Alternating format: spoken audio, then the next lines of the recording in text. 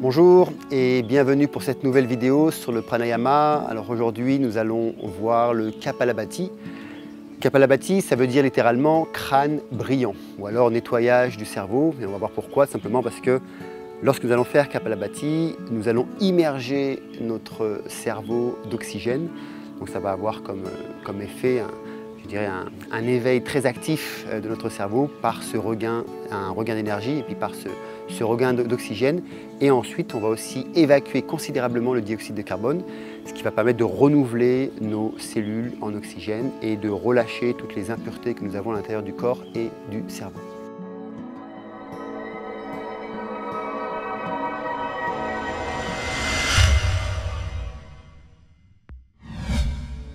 Alors pour ceux qui ne me connaissent pas, je m'appelle Mika Deniso, je suis le fondateur de Soleil in the Mind et je vous parle d'ici à Bali en Indonésie, là où j'habite.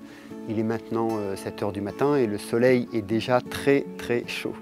Alors avec Kapalabhati, par rapport aux autres exercices de pranayama, nous allons plus porter notre attention sur l'expiration que sur l'inspiration. Dans Kapalabhati, l'expiration est active alors que l'inspiration est passif.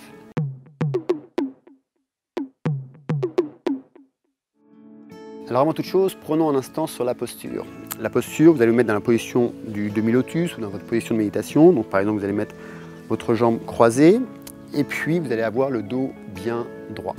Alors pour pouvoir avoir le dos droit, vous pouvez très bien par exemple poser le dos des mains sur vos cuisses ici et en poussant tout simplement avec les mains, vous allez être sûr d'avoir une posture vraiment droite. Ensuite, donc la colonne vertébrale bien droite, pensez à avoir les épaules naturellement en arrière et pendant qu'on va faire ce pranayama, faites en sorte que le thorax soit bombé. Okay? Donc en mettant justement les paumes des mains ici, vous allez avoir cette posture naturellement. Vous pouvez très bien aussi avoir les paumes des mains, sur vos genoux. Par contre, pensez à garder le dos bien droit durant l'exercice.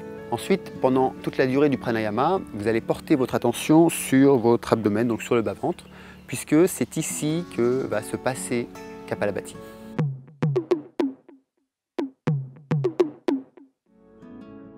Kapalabhati permet un rejet de l'air résiduel. Alors même que la respiration complète yogique ne vide pas totalement les poumons, avec Kapalabhati, vous pouvez justement rejeter la totalité de CO2 que vous avez à l'intérieur des poumons. Kapalabhati permet un regain d'oxygène. Si vous voulez, le sang se sature d'oxygène. Donc du coup, il en résulte tout simplement un accroissement de l'activité cellulaire et donc un supplément d'oxygénation du sang, ce qui permet un accélérateur au niveau de la respiration cellulaire. Kapalabhati permet une meilleure circulation sanguine puisque le diaphragme va jouer un rôle de pompe et va permettre d'envoyer une dose massive d'oxygène dans toutes nos cellules. Au niveau des poumons, Kapalabhati va permettre de purifier et en même temps de rendre les poumons beaucoup plus souples, surtout l'éponge pulmonaire. Et là, les échanges vont devenir de plus en plus actifs. Kapalabhati permet tout simplement à entretenir la mobilité et la souplesse du diaphragme. Kapalabhati procure un excellent contrôle de tous les muscles de la sangle abdominale. Ça permet de nettoyer les tissus indésirables, c'est-à-dire la cellulite et toute la graisse excédentaire. Kapalabhati permet aussi de lutter contre la constipation. Grâce à un regain d'oxygène dans le cerveau et une hyperoxygénation, Kapalabhati est donc un excitant naturel du centre respiratoire. Il permet en fait de revigorer la totalité du système nerveux et lui donne un tonique sans pareil.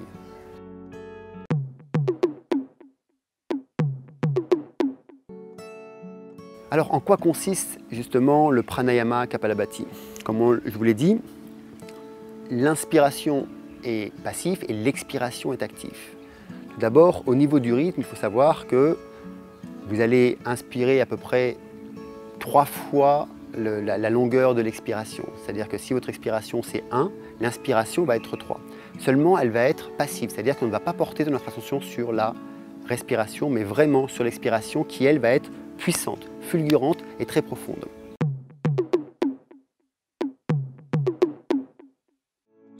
Comme on l'a vu au début, durant Kapalabhati, vous allez porter votre attention sur l'expiration et non pas sur l'inspiration. Et pourtant, l'inspiration sera un petit peu plus longue que l'expiration. Je m'explique. En portant notre attention sur l'expire, on va évacuer l'air en rentrant la sangle abdominale. Je vous montre. Là, j'ai la sangle, j'ai le ventre gonflé et je rentre.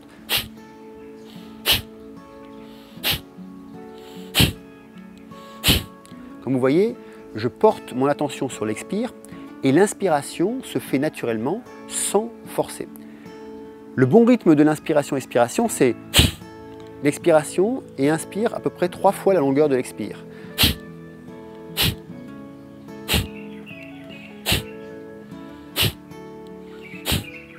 Ce qui fait à peu près une expiration par seconde. C'est pour ça qu'on dit qu'un bon rythme de Kapalabhati, c'est à peu près 60 expirations pendant 1 minute. Donc si on doit faire l'exercice au complet, vous mettez le dos bien droit, portez votre attention sur le bas-ventre, vous gonflez le thorax, videz l'air, et c'est parti.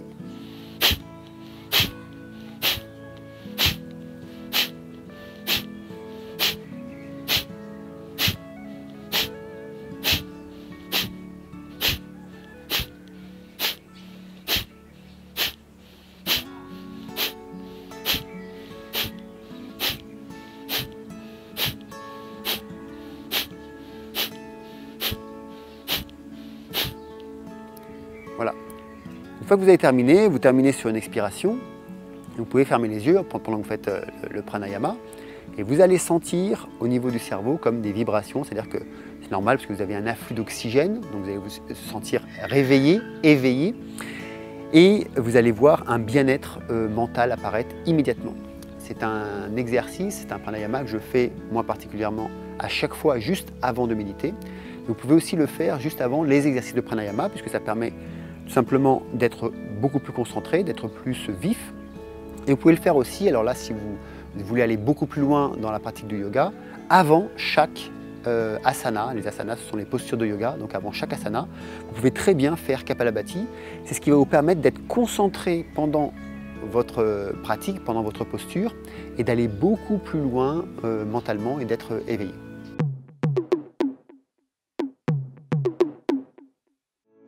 Alors les erreurs classiques de Kapalabhati, j'en ai compté 3. La première erreur, c'est de vouloir inspirer aussi profondément que l'expiration. Ça donne ça.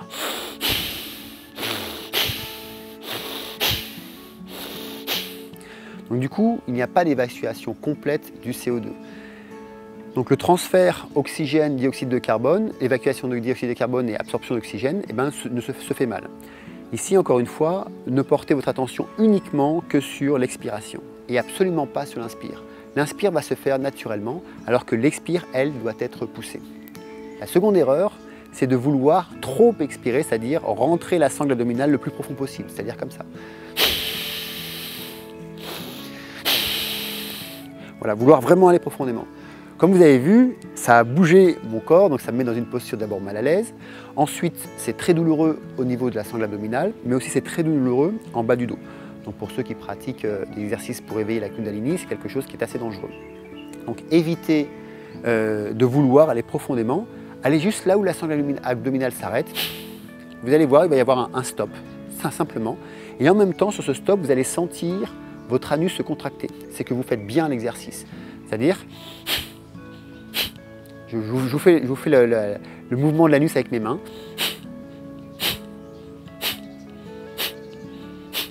Voilà, c'est quelque chose qu'il ne faut pas chercher à vouloir générer, c'est-à-dire ne cherchez pas à générer cette contraction, elle va se faire naturellement. Ensuite, la dernière erreur, c'est de vouloir aller trop vite, c'est-à-dire comme ça.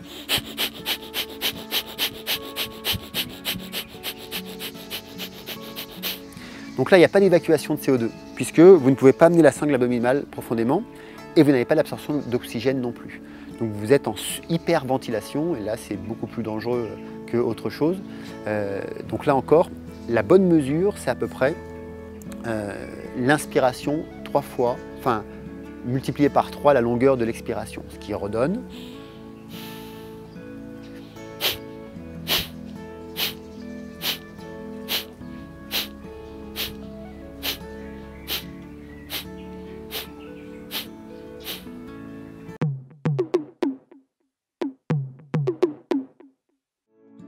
Alors pour progresser dans le Kapalabhati, ça se fait par étapes.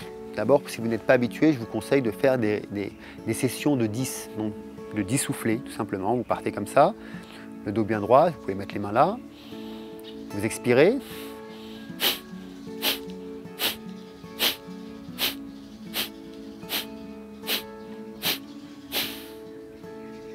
Et puis vous restez ainsi calmement pendant 1 minute.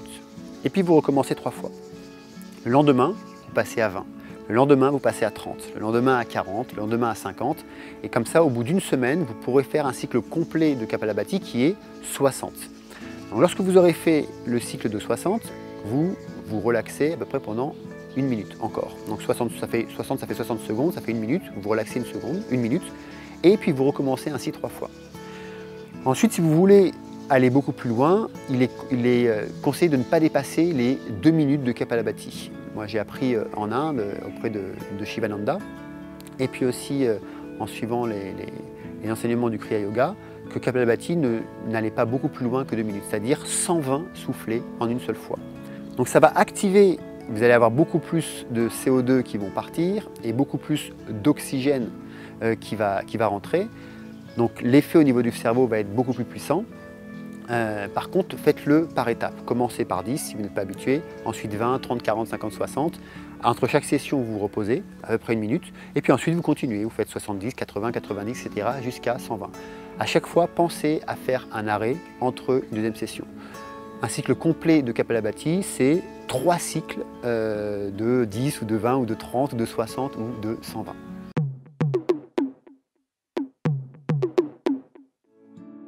Une des variantes pour aussi terminer Kapalabhati, c'est au lieu de juste terminer par une expiration et puis de se reposer pendant 1 minute, c'est de terminer par une expiration, faire une inspiration complète et bloquer le souffle en faisant justement les bandhas, en fermant l'anus et puis toutes les pores, c'est-à-dire les oreilles, les yeux, le nez, la bouche et la glotte.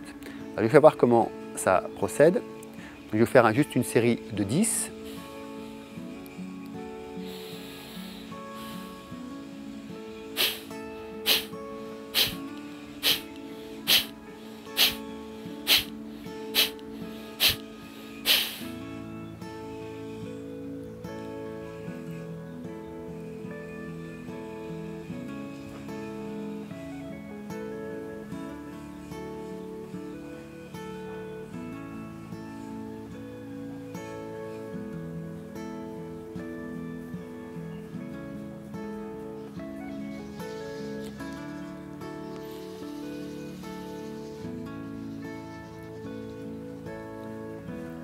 Voilà, donc si vous faites une série de 10, vous pouvez bloquer par exemple le souffle pendant 10 ou 20 secondes.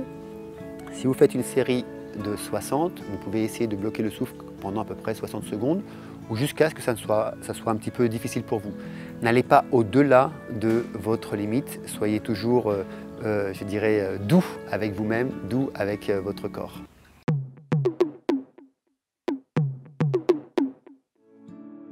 Donc comme tous les exercices de pranayama, si vous êtes enceinte, il est déconseillé de pratiquer les rétentions de souffle. Et puis si vous avez des complications pulmonaires ou des problèmes cardiaques, il est déconseillé aussi de pratiquer Kapalabhati.